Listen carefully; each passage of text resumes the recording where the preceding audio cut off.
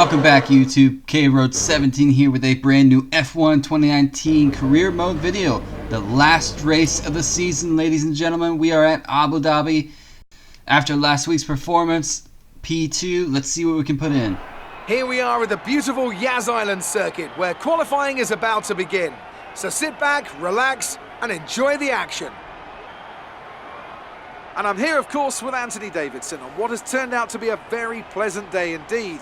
No weather to interfere, no problems on the track, so absolutely no room for error. That's right, Crofty. It's looking good out there at the moment.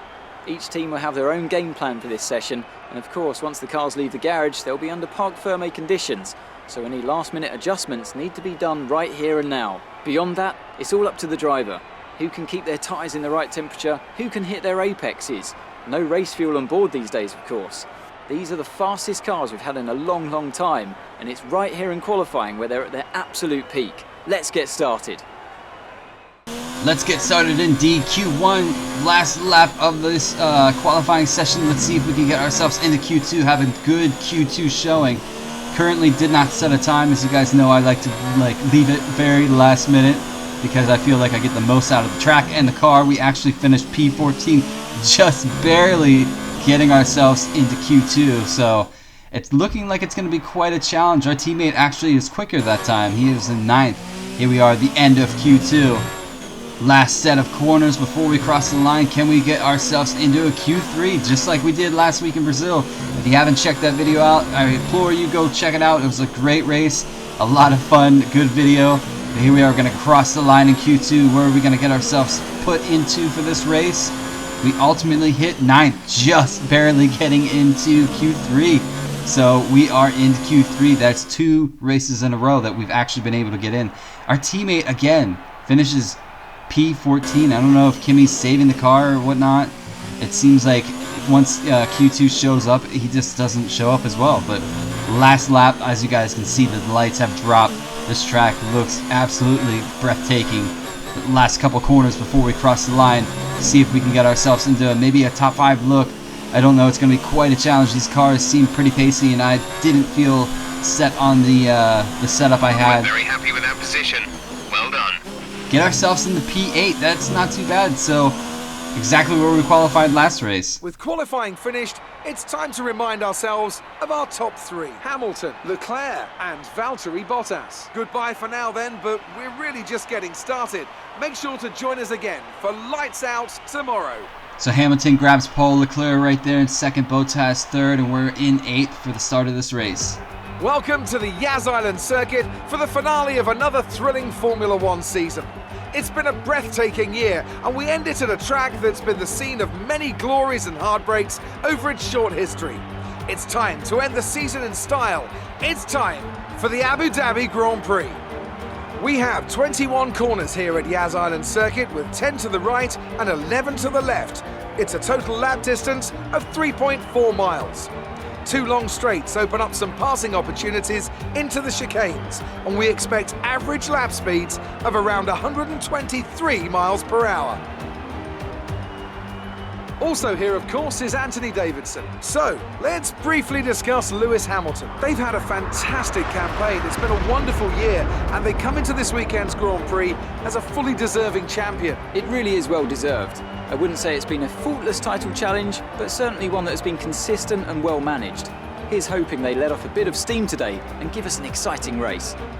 Let's run you through the driver grid order for today's exciting race. An immense lap from Lewis Hamilton yesterday puts him on pole position, and it's Valtteri Bottas that completes the front row. As we continue through the rest of the grid today, we have Vettel, Verstappen, Charles Leclerc, Rose, Magnussen, Sainz, Perez, and Alexander Albon, Butler, Russell, Lance Stroll, and Hülkenberg, Norris, Ricciardo, Romain Grosjean, and Kimi Raikkonen. Gasly and Lucas Weber completes the grid. And now it's time to head down to the track. It's been a long season, but let's try to end it on a high note. You know what, Jeff? Let's do it. Let's push and see what we can get out of this Abu Dhabi Grand Prix. We're going to do the one stop, and we're actually not going to drop the fuel too much. I believe I chucked in an extra bit because I wanted that extra speed. We have a brand new engine. We're waiting for those 5 red lights to go. 3, 4, 5 red lights are lit, and it is lights out at the Abu Dhabi Grand Prix, the last race of the season. Can we get a good race out of this? We're already getting swarmed right off the start, and we're going to take it for the inside there. Try to follow Magnussen. The Haas team has turned a new leaf towards the end as we get onto the curve and almost get chucked off of that curve. So we're going to follow Magnussen here, see if we can't get ourselves into the back of this train.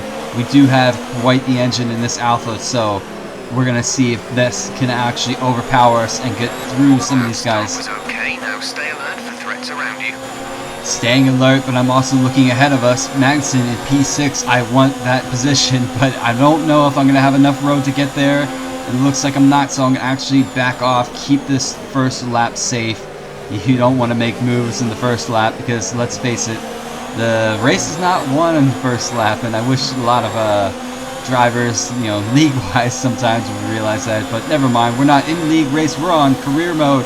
Following Magnussen, he's actually getting away quite a bit, and this was like the part of the track that I absolutely could not get a hang of right at the beginning, especially in qualifying. As I jump it wide there, as you guys can see, I was struggling a little bit. I don't know, and this part right here too, it's like you want to carry so much speed, but you don't want to hit the brakes too hard that you just go sailing off into that wall. But into the hotel section, we managed to stay in P6. We're following Magnussen. Verstappen not too far away either. Let's see if we can get up. I actually ultimately decided that I was going to pit a lot later than a lot of these guys. I was going to manage the tires the best I could, as you guys will see later in the video. That's first lap in the books. Let's see if we can push for P6. Maybe get ourselves up there to fight Verstappen a little bit. You never know. This car is pretty aggressive as I get really loose out of that corner. Trying to get a little momentum on Magnussen, but we do set a green sector 1, so the car is coming to life.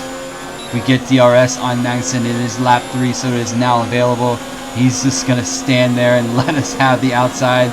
Sail right past him. We are up to P6. Let's see if we can get anywhere up as I lock up heavy there. That's not going to do the favors on tires, and it's not going to help us take care of these things to pit a lot later than these guys in the front. As you can see, P5, Verstappen and them have kind of scooted off, so it's going to be up to us to get up close to them, and I lock it up again, but we do set another green sector, sector 2. Rounding the corner, trying to keep up with Verstappen. We actually stuck with Vettel and Verstappen a little bit. It took me a little bit to catch back up to these guys, but DRS is open. Verstappen has it on Vettel as well. Let's see if we can go Vettel or Verstappen. Really squeezed us there. So we're going to go on the outside look. Be easy not to lock the tires up.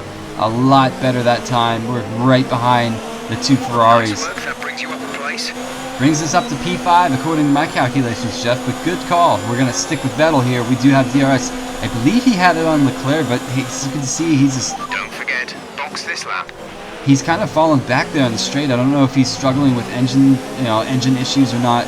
But Leclerc and Vettel are right here for the taking. Let's see if we can get up to them. I think it's actually ultimately down to their struggling on the set of softs as... Okay, we're starting to see a bit of tyre wear. You shouldn't have too much trouble for the time being, but the grip is going to start falling away. DRS is open. We're going to go for the inside look on Vettel. We're going to go right past him as he was not even there. So we do get up to P3 actually. So Bottas... It's Bottas again, ladies and gentlemen. Let's see if we can catch up to him and have yet another duel with him. Just like in Belgium, just like in Austria. And it looks like we'll battle yet again in Abu Dhabi. Our gap to the car in front is 2.4 seconds. Bottas is the 4-second car gap ahead of me. Let's see if we can get up to him. These guys actually started pitting. I believe Hamilton went in first, so Bottas actually overtook the lead. Battery charge is high. Let's increase ERS deployment to up the pace. And I actually decided I'm going to follow Bottas in on this lap because I wanted to stick with him the most. I wanted to try to get the most out of this situation, if you will, so I can keep up with him and try to overtake him because he's kind of going to fight for the lead here. I think he's going to come out right around Hamilton, who those two right now being 1 and 2. I want to stick with them as much as I can. As you can see, he actually pulls out right behind me. We're going to box for the set of mediums and go to the end of this Abu Dhabi Grand Prix, the last race of the season. Oh, I can already smell Season 2 coming, guys. It's going to be a great season. Not sure yet, though, if I'm going to stay with Alfa Romeo. I have not decided quite yet, but we are on our way out of the pits, and we're going to attack this track as much as we can. Being on the mediums as opposed to the hard, you do have a little bit more, I guess you'd say, leeway to attack, because the tires will heat up a lot quicker. But here we are coming out behind, right behind, I believe it was Verstappen. So we're going to have to overtake him yet again. We have DRS on him. It looks like he's going to battle Norris. I don't think Norris pitted yet, so we're going to go around Norris and maybe make a look for Verstappen, but we back out of it. It's a little too dangerous there. I do tap the back of Norris a bit. That might have been my fault for braking too late. But we're going to have DRS on Norris and scoot right around him as a McLaren car. They're not really upgrading at a pace that I thought that they would, so they've kind of fallen back a little bit. But we're going to try to stick with Verstappen here, and I brake very hard to try to get that job done around Norris. But we are back up to P10. A couple of the drivers have yet to pit, so we're going to ultimately gain those positions back. As you guys can see, we end up... You're in the top 10 now. Keep it up. We actually end up P1 because I decided I was going to take the medium set of tires I'm on currently to the end. I only have about 9 more laps. I felt like I could do it, and that was going to guarantee the fact that I could fight for the win and finish this season on a super high note like Jeff asked us to. But here we are. This is your final lap of the race. Guys, you just look at the mini-map and see the train of cars behind me all on the soft tire, and we're still on the medium, which are very heavily worn by now. So I was having to push my hardest to get around this track and keep all these guys behind me. We're going to ride with this last lap, and I'm just going to let you guys watch this because it's one of the toughest things I've tried to do, like leaving room for these guys and trying to battle them. They're all going to have DRS on me. There's Bottas behind me. I mean, he's going to follow me. I'm trying to weave to break the slipstream. He's going to come down. These guys are quick, obviously, because they've won the Constructors' Championship. So the Mercedes is behind me. The Ferrari are behind me. I believe that the Red Bull have caught back up to me. I have all of these drivers behind me, very quick drivers, and I'm trying to keep ahead of them. We're only a couple corners away, about half a track from winning this Abu Dhabi Grand Prix and going out on the season high note, taking that victory. We've only won one race so far this season, and if you guys can guess which one that is, go back and watch the first season. It's been one heck of an up and down season. It's been exciting, it's been nerve-wracking, it's been frustrating, it's been all of it in one season. I ultimately felt like this had been my favorite career mode season I've ever raced. I mean, I've started F1 back in, F1 2013 it was, yeah, so it's been a while. But we've hauled these guys off, and we're going to cross the lines. I almost lose it there, but we cross the line and take the victory of the Abu Dhabi Grand Prix. We've had a very strong season this year, very strong indeed. Well done, and thank you on behalf of the team for a fantastic effort. That's it for another Grand Prix and a fantastic win for Alfa Romeo. Anthony Davidson, what helped them deliver this result, do you think? I think that smart tyre management on track and very smooth driving definitely assisted in their victory today. That combination meant they got the absolute maximum out of their tyres at all times. Alfa Romeo have been winning fans the world over with their brilliant driving, showing that they're a force to be reckoned with out there on the track. They'll certainly be building on that fan base after today's excellent result.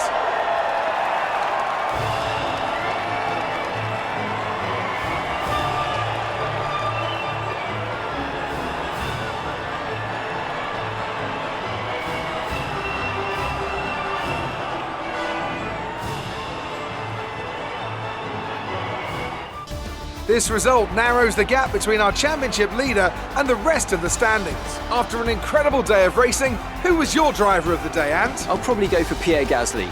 The team did a good job with the strategy to put him in amongst the pack, but it's the driver's job to capitalise on those opportunities, and he did so with a lot of skill. Nothing can challenge the leaders of the Constructors' Championship at this point, but it's another clear win for Mercedes as they managed to secure the Constructors' title.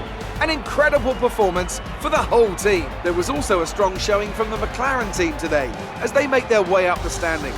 Well, Ant, an end to another fantastic weekend of racing. Thanks to everyone who joined us, and we'll see you for the next one. Picking up that win at the end of the season, guys, thank you so much for following me on this first season. I can't wait to bring you more seasons, but there you guys have it. Kimi, unfortunately, only finished 13th in the Drivers' Championship. I was hoping I could help give him a car to get better, but on to the interview. Good day today. Let's have your take on it. Some excellent overtaking moves from your former teammate today. Did he learn some of them from you? Another question about our former teammate. It's the other way around. He taught me a lot in F2. How are you feeling after that win? Finally, a good question. I'm elated. I'm for the team too. They did a good job. They asked me to win. We could go out and do it. So I'm happy for that. You really cut your way through the field today. What was your strategy? Everybody knows my strategy was my tires. You're breaking all expectations. What's your secret? No secret. The team gave me the resources to upgrade the car, and we had a really good season because of it, really. Appreciate your time.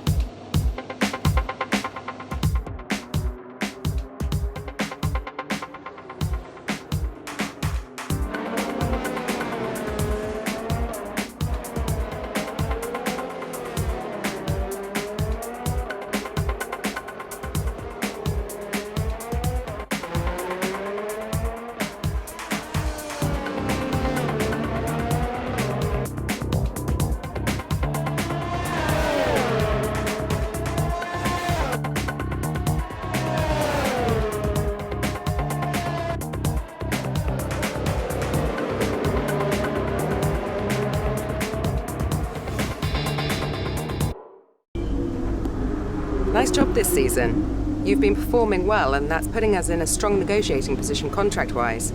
Plus, my 10%'s getting more valuable. So enjoy your break, and keep up the good work next year. From here, we can change the team that we're negotiating with. There's no rule saying you need to stay in the same seat forever. Selecting a team here only affects the negotiation. The actual move won't take place until the following race weekend. So the next season's team, I decided to stick with Alfa because they did give me a win. However, in my contract, I wanted the best of everything possible, negotiated this contract, and it actually was successful. Okay, that proposal looks good. It seems all parties are happy with the deal, so it'll commence at the next race weekend. So we're going to take a look at our R&D department because we have a lot of resource points, and if you spend them at the end of the season, these are all pretty much free upgrades. None of them will fail because they're going on a winter break, so they all have time to really adjust and develop these. So come Australia, you're ready to go, no failures. We already protected those parts that were in need of being protected, and I decided that I was going to chuck all my points in once, and I was really looking forward to this. I was like, yeah, I'm going to put all these upgrades onto the car, they're gonna come out and they're all gonna pass, because you guys saw I had a lot of failures this season. But when we get into Australia, everything's gonna be on the car, and we're gonna be ready to go. And this car is gonna be maybe the best of the mid-pack, maybe cross into the top 3 teams, battle a little bit more with Red Bull comfortably, instead of being qualifying down P8, P14, P15. But I mean, I was really looking forward to season 2, and I decided that I was going to take Alfa. I wanted to stick with Alfa because I do really want to win that Constructors Championship with these guys, because they obviously are my favorite team currently. I am a bit of one of those guys who roots for the underdog, and I do ultimately really like what this team is doing in real F1 with with Kimi. They've given Kimi a seat to allow him to drive, and he's still captivating fans. I think he brought a lot of fans over to like this team. I mean, and a little history, we dove way back in the career mode is when FIA came out, and Formula One was Formula One back in 1950. The first race was won by Alfa Romeo, positions 1, 2, and 3. So the history's there as well. But as you guys can see, there is our results for the season. Not the best. You can tell we really started out in a really, really, I guess you'd say, terrible car that needed a lot of upgrades. And I needed to find my rhythm, really moving away from having assists on to going completely no assists. But we do have some shining moments. The Japan one, though, if you guys watch that video, really bothers me. It's like a blemish on my record. But you can see reading the transcripts, and it was one of those seasons I knew we weren't going to be anywhere top 5 or anything like that. Ultimately finishing P6, I believe, right ahead of Pierre Gasly. Alfa Romeo did make some gains. We are ultimately 4th worst team. I mean, second to worst when we first started. We're right there with Renault. We're right there with Racing Point. There's not much difference in that. The big step is for the Aston Martin. So we close the door on Season 1 and we move on to Season 2. Guys, join me for that. Appreciate the support. Cannot wait to bring you Season 2. Until next time, I'll see you on the next video.